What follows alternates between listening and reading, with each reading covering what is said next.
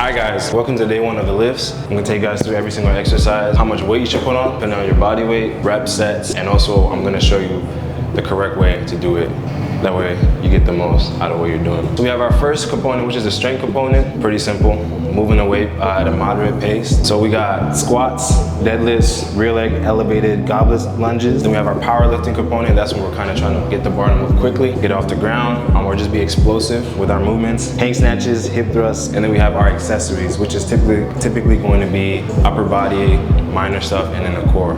Cuban press, hanging knee lifts, inverted rows. So first up, we have squats. The way I designed the program is kind of tricky to figure out what ideal weight you should go off, so I just have a recommendation. So start at about 50% of your body weight and then add the bar on top of it. So the bar, standard Olympic bars, strength bars are 45 pounds, same thing for the power bar. So take whatever your body weight is and add that. For the sake of the example, we're not gonna go super heavy, but I'm 195, half of that, add the bar. That's what you wanna start at. After every rep, you're increasing 10 to 25 pounds, so that's up to your discretion. After every set, we're increasing up to 10 to 25 pounds. All right, so for a squat, it's pretty simple. Pretty simple, get under the bar, low down to your back, and this is just a simple back squat. Just gonna go down and up.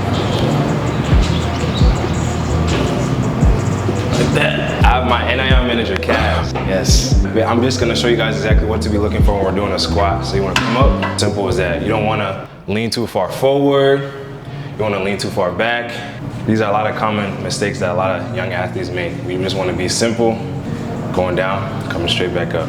Clean, just like that.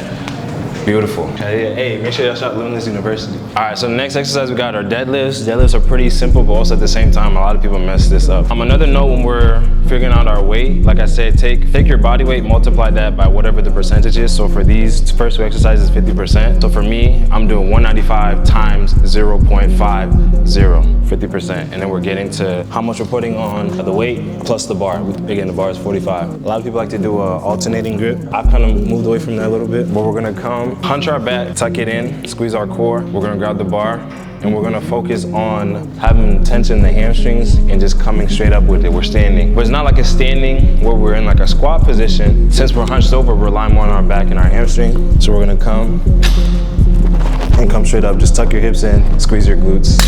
Go right back down and load. Again, we want to feel tension on our hamstring. If you haven't done deadlifts before, start up at a lightweight just so you don't risk hurting yourself with the hamstring. Some athletes, when they go in, they have their legs super straight out, they're on their back, hunch over, and get ugly like that. We want to make sure that we're being clean, we're being efficient with it. You want to have your back arched like that, knees bent, chest out, coming straight up, tuck your hips, squeeze your glutes, going right back down. Tension on the hamstring, clean just like that. Next up, we got the rear leg elevated goblet lunge. So you want to grab a goblet dumbbell, you can grab a regular dumbbell as well. You can also grab a plate and just hold it like that. But you want to find an elevated surface, so take a bench. We're starting with our left leg. We want to put our right leg up on the bench. I like to flip the goblet upside down like this. It's a simple lunge. We're just going to come down to our leg is parallel, and we're going to come up, and we're doing this for the set amount of sets, set amount of reps. Come back, switch. Not super out here, because then you start to stretch your hip as you're opening up your hip in a bad position, especially when you have weight on it. And if you get too tight, now you're messing up your knee. One way to know how to put your foot out, how to get your foot to the right position, right, is you want to be able to look down and see your toe, right? If your toe is way too far out, you're looking more at your knee, that's way too extended. If you can't see your toe, you gotta bend over, you're way too close in. But you can see your toe, right?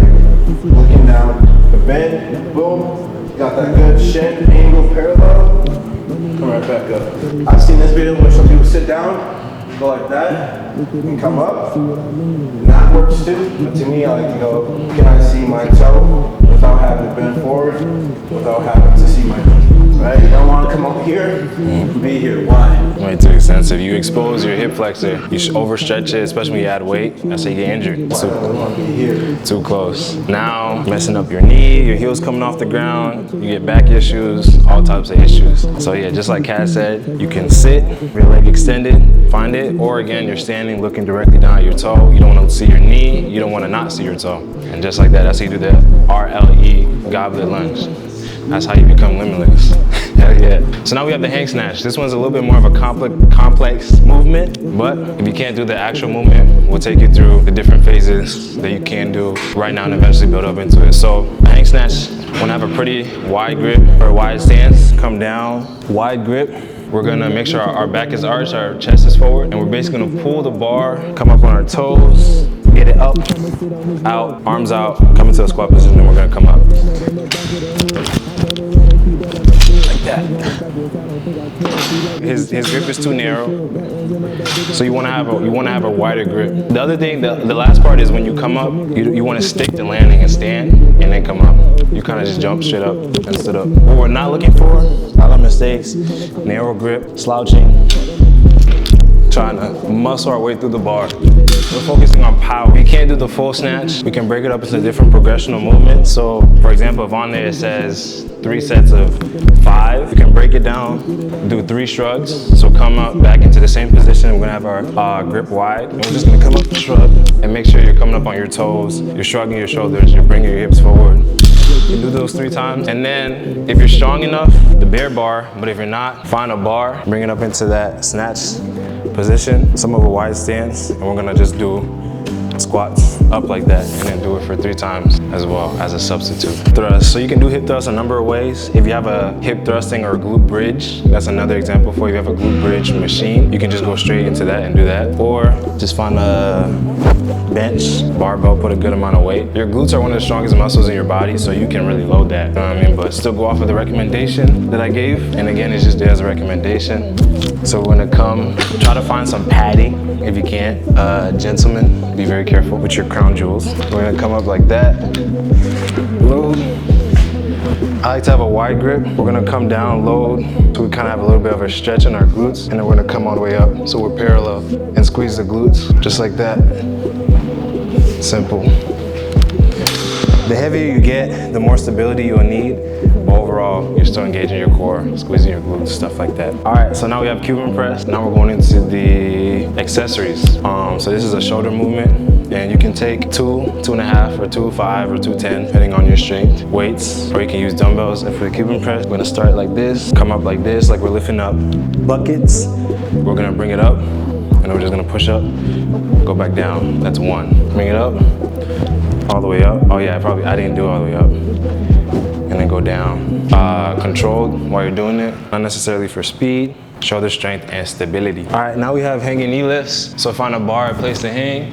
Gonna jump up, stabilize yourself first. We're gonna have our legs, our thighs parallel, and we're just gonna swing it down and up like that while we're hanging. And focus on your lower core, squeezing your core. Try not to swing too far back. Try not to over swing too far forward.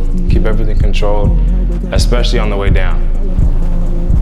Just like that. All right, so for inverted rows, simple. Have the bar pretty low, about hip height. We're gonna come down, and it's almost like a horizontal pull-up. Fully extend our arms, squeeze our glutes, core, come up to about chest, touching the bar, just like that.